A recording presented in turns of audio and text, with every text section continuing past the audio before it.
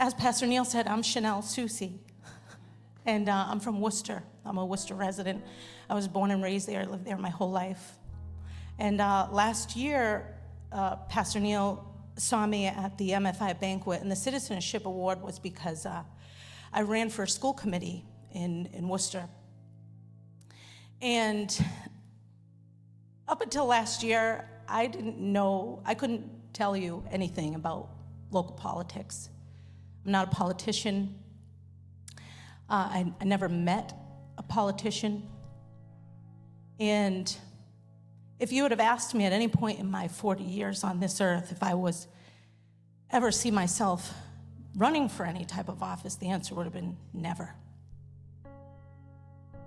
And so how did this come about? How did I end up in a place where I was doing something that I could never have even thought of or imagined? And I'm going to get to that, and I want to share with you about that. But before I do, I think it's important that you hear my story, because God, and I'm sorry, I thought I was all cried out from this morning. But, God is so powerful, and he's so amazing. And really, his hand has been on my entire life, little me. And so I think it's important you hear my story. I was born into a faithless household, to a single mom. And in the household was my mom and myself and my older brother. He was 4 years older than me. And, my mom, she had a lot of trauma in her life, a lot of brokenness in her childhood, a lot of pain and suffering, and then into her teenage years and even into her adulthood. And as a result, she just didn't have the tools to be able to raise my brother and I in a way that you all and I would imagine children should be raised. And so as a result, the cycle continued. My mother herself was raised in poverty, one of 10 children. And then my brother and I grew up in poverty as well. And we were on every form of government assistance. And as I shared this morning, sometimes, poverty in America, if you've ever been to a third world country, it's really no comparison. But I say this to say that it's almost worse, because when you're living in poverty and there's so much wealth around you, because America's a wealthy nation, there's the sin nature that's in all of us that wants the fleshly things, the things of this world. It takes hold of you, and you become desperate for those things. And so much so that you're willing to sacrifice your dignity, your self-respect, and everything to attain it. And so there's a lot of brokenness that happens in poverty. I always tell people it's the devil's den, because it's a place where he can manipulate and use all of his lies and schemes. And so the cycle continued for myself and my brother, and at the age of 12, my brother was arrested, and he was ultimately sentenced to 17 years to serve in adult penitentiaries throughout the state of Massachusetts. And my mother, whatever thread that she was hanging on by, it broke, and she just fell apart. And I was 12, and I was so lost. And I found myself looking for love in all the wrong places. And at the age of 14, as I just started my freshman year in high school, I got pregnant. And it wasn't intentional. And I had no self-worth, no self-value. And I had no idea who I was. How many of you know that God holds your identity? And so, I didn't know what I was going to do. I was pregnant. There was a lot of pressure for abortion in my house and outside of my house. And I just couldn't bring myself to believe that that was right. I just couldn't do it. I didn't want to bear the burden. I didn't even know what burden lied ahead, but I knew it was a heavy one. But I couldn't bring myself to believe that that was right. And so I made the choice to keep my son. And at that time in my house, there was a silence. One of the forms of discipline was silence, the silent treatment.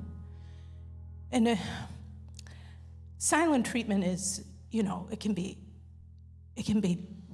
deafening, because even though no words are being spoken, the air is so heavy that you can cut it, because you don't hear any words, but you can feel all that person has to say. It's expressed and it's known. And this went on for months, until one day, by the grace of God, my mom came into my room, and she had a friend named Sandy O'Brien. And she'll forever be a part of my testimony, because she was my mom's friend. They used to party together. And Sandy found Christ, and she separated herself from my mom, and I hadn't seen her in a lot of years, but she had got wind that I was pregnant, and she reached out to my mom, and she said, "Paulette, I'd really like to bring Shanel to church, if you'd allow her to come." And so my mom came into my room, and the silence was broken, and I thank God, because she could have continued to stay silent. But he broke through that silence, and she came in my room, and she said, "Shanel, do you want to go to church?" And I thought, I'm so bad, and the people in church are so good.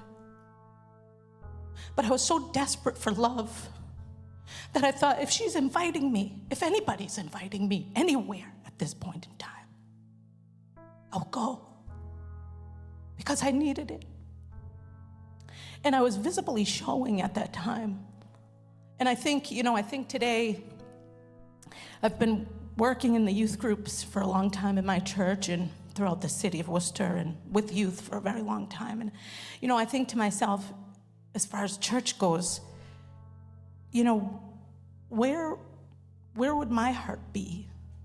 Where would the people in my congregation be? Where would the people in your hearts, in your congregation, where would your heart be if a young 14-year-old girl with a visibly pregnant stomach walked into your church and was going to go into the youth group?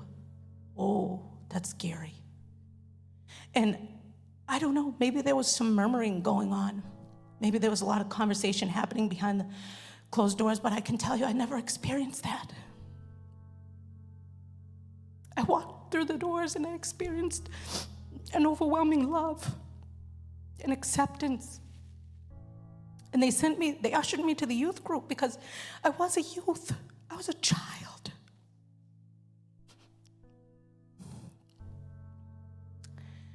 And I didn't get to stay very long, only a couple of months, but they were some of the most amazing months of my life. And not long after that, I gave birth to my son, and I ended up homeless. The situation within my house became so volatile. And I went on to live in shelters, rooms, and even at one point out of my car with my son. And all the while, I was so full of fire, because I wanted to show God that I was worthy, that I could be worthy.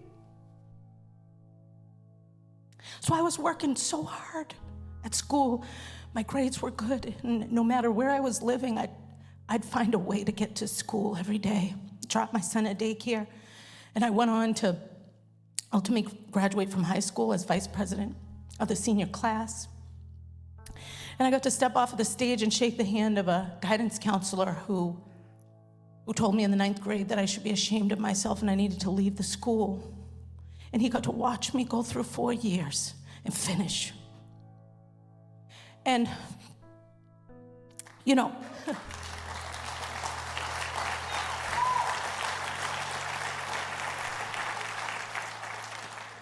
it didn't stop there. I went on to college, to Becker College. I took 8 buses a day to get to school, and also I had a part-time job, and I dropped my son off. And all the bus drivers, all the city bus drivers in Worcester knew who I was. And I could take that baby carriage apart faster than you could ever think to get on that bus and get off. And, after about 2 years, I couldn't swing it And so I decided to go for something shorter, and I went into barbering school. I had a barber, I had short hair. He said, go to hairdressing school, Shanel. And to be honest, when I walked in, I went to go for hairdressing, and back then they had these dish pans on the floor, and these girls were scrubbing old ladies' feet. And today I'd wash those feet, but then I said, I'm not washing those feet. And so I went across the hall to where the barbers were, because they didn't have to wash the feet. And I said, I think this is what I'll do. And I had no idea I was going to be good at it. I had no idea, But how many of you know that you have gifts inside of you that God put there? And we're so afraid sometimes to take that chance, to move, to go in the direction that God's calling on us to go. He's nudging us day and night. Go here, do this. And out of fear, we don't move because we're afraid. I'm not going to measure up. I can't do that. There's no way. God will provide. He has gifts in you that he wants to bring out, and he brought them out. I had no idea I was going to be good. I was good. And I'm going to tell you guys, I'm from the hood. So I had to go work in a barbershop in the hood. I don't know if you've ever been to a barbershop in the hood. There's a lot going on in those barbershops.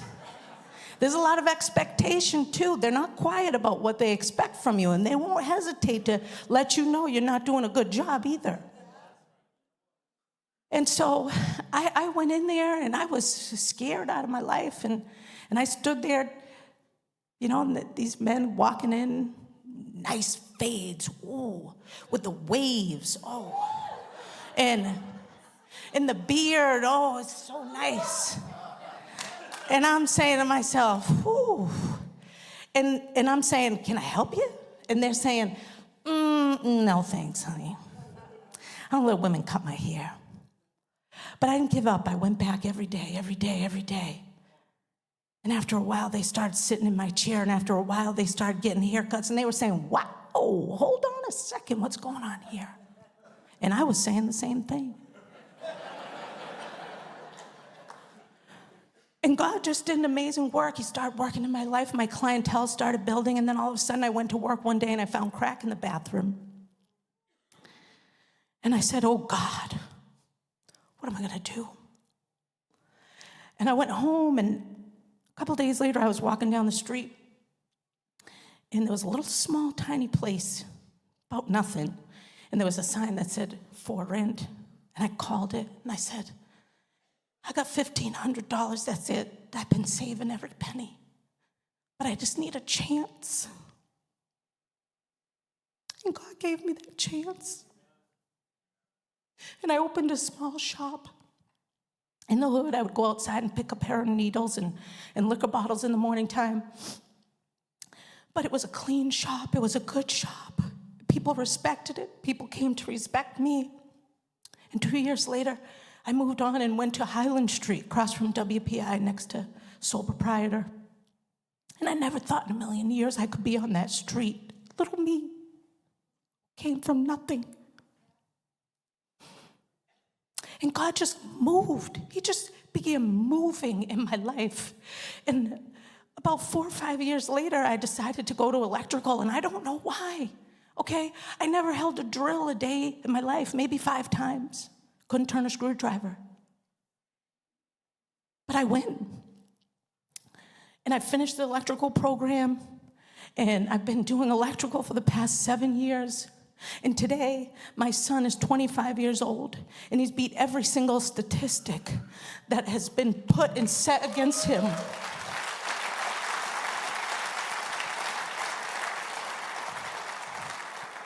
Because how many of you know that teen pregnancy, it's a cycle, it's generational. You know, there's no sex ed that fixes it, okay? It's brokenness. And it's only God who breaks the chain. And my son, he beat that statistic because, you know, the statistics said that my son was supposed to have a child as a teenager. The statistics said that my son was supposed to be incarcerated. He's never been incarcerated. The statistics would say my son wouldn't graduate from school. He graduated from school. The statistics would say that my son would not go on to further his education, but my son is in his 3rd year of electrical school, and he's about to get married. marriage.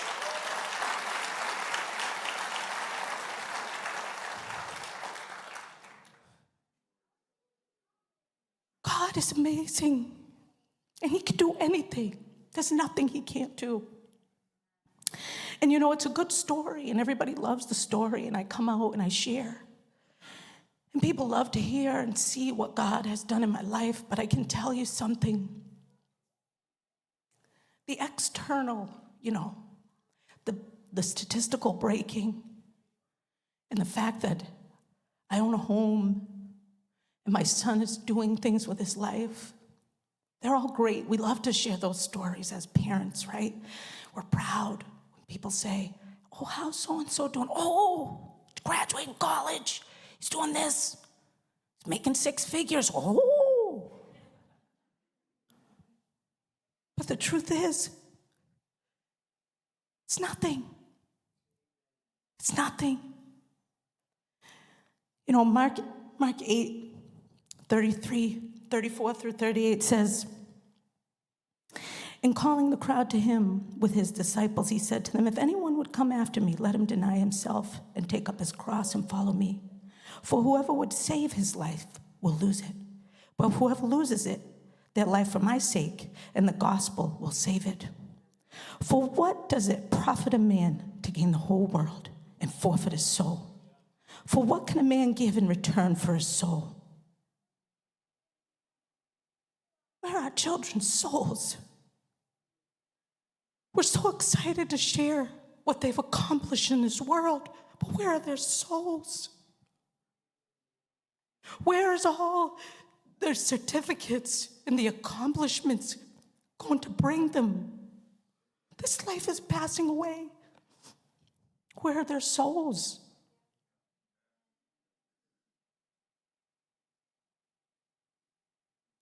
And so, I'm asking so many of us as parents, moms especially, us moms, we like to have everything under control, right? It's like we plan things out for 10 years. It's like, babe, next year when you go to this wedding, this is what you're gonna wear. Oh, really? That's interesting. And you might have to stop eating some cheeseburgers. We're dotting the I's and crossing the T's. And we want to have everything in control. And right now, when I look at the world and I see everything that's going on and we watch the news and we all feel it, there's this looming feeling of uncertainty. What's going to happen next? The level of comfortability and assurance that this world had to offer is no longer. And so I look at the world and I look at the darkness and the brokenness. And I think about the children. And when I was young, I didn't have the internet. And today, the youth have the internet. We have the internet. Adults have it. We can't even peel our eyes from it. We can't peel our eyes. They're stuck. So we talk about trauma. What traumas are our children experiencing? So we built the house. We built it up on a high place.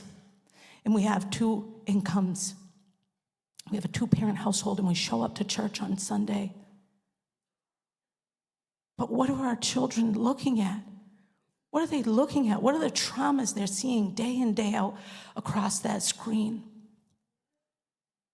And my question to you, my calling to you, moms, is not how we can make the schedule so busy, how we can help them to get another certificate. But how can we show them to be here? How can we show them who to cry out to in that darkness? Because all those certificates, they can't save them from that. Do they see you surrendering your life to the Lord? Do they know where true freedom lies? We can't control what they're going to do, but we have to demonstrate it. We have to. Timothy in the Bible, He became a great man of God. Paul trusted him dearly so much, he sent him to Ephesus to do a great work there.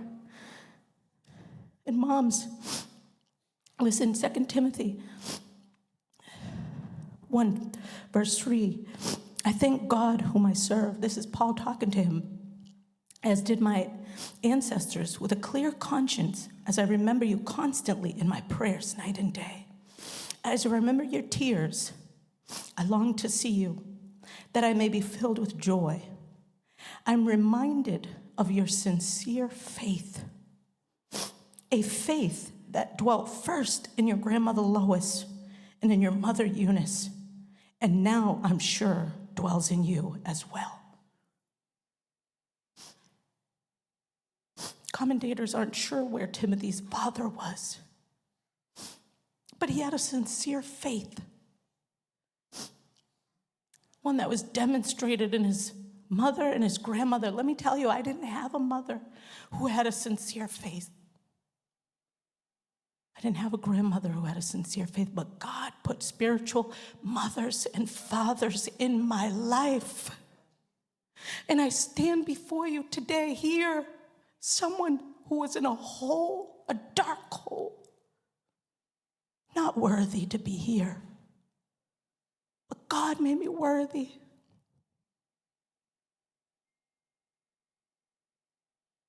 And we need to be demonstrating to our children that faith. They need to see it. They need to know it. There's a severe attack on the youth today. There's a severe attack on Christians as a whole. And it's scary. It's scary. It's hard. But God is powerful. Do you know who your God is?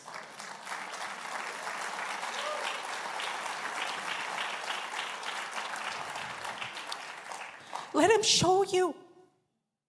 If you've been hanging on, I shared earlier that I was trying to show God that I was worthy. I was trying to work it.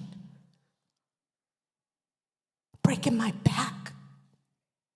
And God had to break that from me at 29 years old. He said, no, you're done. Have a seat. It's not been you. It's been me the whole time. And you know something? I give God all the glory and all the honor, because every step of the way God was with me. He opened door after door after door, closed others, broke chains, moved in my life, broke bondage, generational bondage, broken. The outside looks good, but what was happening on the inside, God was making all things new. It was making all things new. And sometimes we're afraid of that. We're afraid of what God's going to do with us, but he loves you. Do you know how much he loves you? He came down here, made himself low, and took a beating on a cross and died. He took it all. Trust him. Trust him. In everything, trust him. And so that brings us to the school committee. How did I get there? How did I get there? How did I get there? Well, in 2019, I was at a youth group, and I received a paper saying what they were teaching, and they were planning to teach in the Worcester Public Schools. And to be honest with you, I looked at it and I said, there's no way. There's no way they're teaching this. There's no way they can be doing that. And I was invited to a school committee meeting, my first school committee meeting ever. And I found out that it was true. It's what's being taught. And I started reading and educating myself and trying to learn how could this have happened? What's happening? What's going on? The pandemic hit, things quieted down, and then in 2021, it was right back on the table. Them trying to push it to be placed into the schools. And I said, no, this can't happen. And then my phone rang, and I received a phone call. They said, Shanel, do you know anyone who wants to run for school committee? And I said, no. And I hung up the phone, and I felt the Lord doing this. And I said, no, God. No. I know we got a lot of things to do, but not that one. And I went to bed, and I couldn't sleep. And he kept waking me up in the middle of the night. And I thought, 70% of Worcester Public School students live in poverty. 70%. And I thought, oh my God, these children, they're already so broken. And you're going to do this? But I was scared. I woke up in the morning, I rolled out of my bed onto my knees, and I said, Lord, if this is what you want me to do, you're going to have to be clear, like burning bush clear. And at the time, I was taking classes at Liberty University, and I went downstairs to do my studies, and I turned on my laptop, and what do you know? My assignment was Moses. And I said, oh boy. And so I called my pastor, and I said, hey, Pastor Brian, I'm thinking about running for school committee. He said, we've been praying for this. And I said, confirmation. And so I surrendered. I went and filed the papers. I had no idea what I was doing. I had no idea what I was in store for. I was introduced to some people, some politicians. And they said, you got to door knock. I said, oh, okay. They said, you got to do that every day. I said, every day? I said, I got to work. They said, yeah, after work, you got to door knock every day. I said, wow, that's a lot of door knocking. And so I door knocked every day. And then you know what God did? He started raising up women, one after another by my side. We had prayer warriors.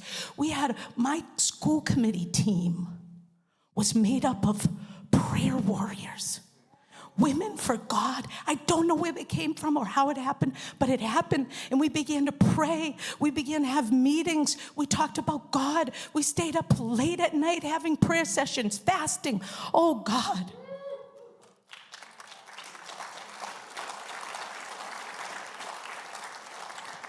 And that's the part we like. We're like, yeah, that's what we like. And then the attack came. And my name was all over the paper and social media. It was like a frenzy. And I just shared my life story with you, and I'm sure there were so many things that they could have dug up in my past. But you know what they attacked? My faith. My faith. This Bible. This is my life. This is the truth. This is the way. And there are things in this Bible that we don't like. They convict us. But it's the truth. I can't stand here before you. I don't have the knowledge. I have the gift to speak because of where I came from. God gave it to me. This word has been poured into my heart, and I will stand firm on it. And so I stood.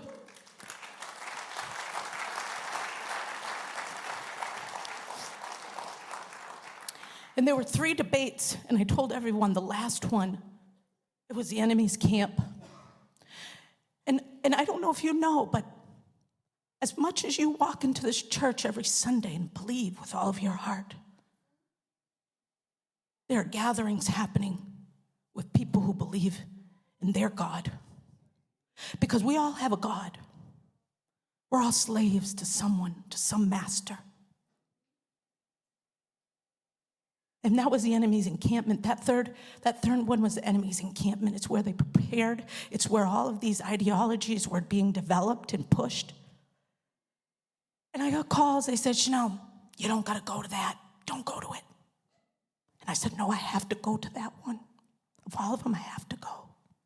And I woke up that morning, it was an overwhelming, crippling. Felt like Gideon in the wine press. Like, I can't leave out of here, God. I can't leave. And I got on my knees and I just prayed, Lord God, I don't know what you're going to do, but you got to do something. And my sister Rosario, who's sitting here, she came with me today. My phone rang and it was her. And she said, I'm on my way. And she showed up and she said, we're going to pray. And she pulled out the word and she read a scripture and it was exactly what we needed. And we read it and we read it and we read it again. And then I got dressed, I put my clothes on, we got in the car and she read it again. And we were driving and I said, Rosario, read it again, read it again, read it again. And we got there and we walked in and you could feel that same silence I talked to you about in my house. You could feel it, the weight. But that weight is no match for our God.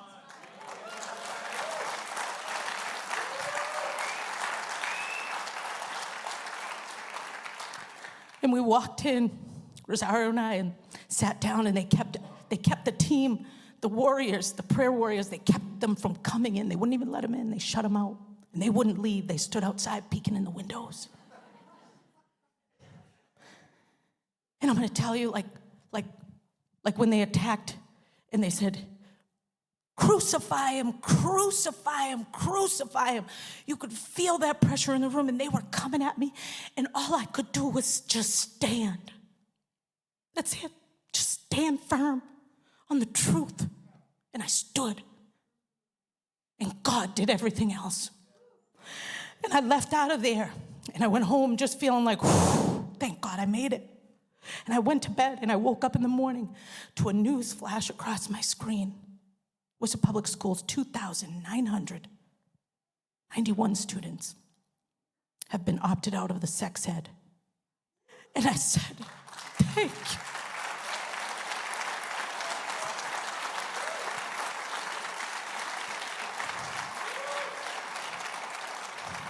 It was never about winning an election. That was never what it was about. God just said, be obedient. Just go, stand in my name. That's it. Just stand there. Stand there. And out of that, he answered a prayer. That number now is somewhere in the 3,000, 3,400 and something, and climbing. And it's spread all over the state of Massachusetts. People everywhere standing up and saying, hold on a second, this isn't right. God is doing things I can't even think or imagine.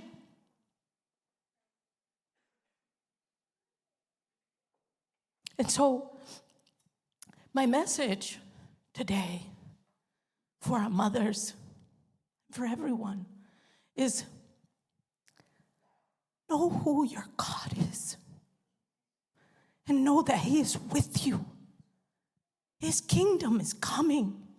And no one can stop it. No one. And you are his child. We are inheritors. And God is with us. And he is still moving. And there are still miracles happening today. And so thank you so much for having me. I pray God's grace and mercy flow with you always. Thank you.